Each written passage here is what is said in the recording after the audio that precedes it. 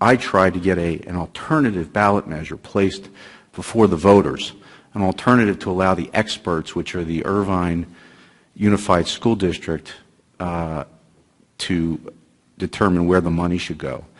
Mr. Agran indicated he did not even talk to the Irvine Unified School District about where the money should go. And so people out there should understand that the experts, the elected experts in Irvine who've kept the Irvine Unified School District as the gold standard in Irvine were not consulted where this money should be spent.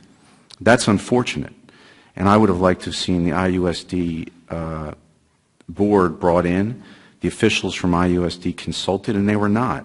And I thought, and I still believe, that folks are entitled to an alternative ballot measure.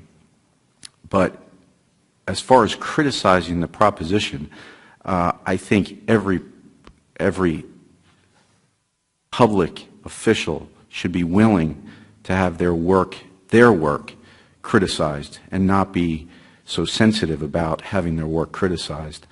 I did not say that the proposition was lacking in merit. Apparently that's the new talking point. I will determine whether I'll vote on it or support it independently without an alternative ballot measure, which is part of the calculus of this situation. I think it's very disrespectful of the voters of Irvine to not allow them to have an alternative ballot measure to choose from. But with no alternative ballot measure, and the reason that none was put on was because I did bring it forward and there was no support from a third council member here. That's the reason it was not brought forward. There was no support for for allowing the voters of the city of Irvine to have a choice here. This ballot measure is basically the only choice that they're going to be allowed to have. And I thought, and I still believe, they should have a choice.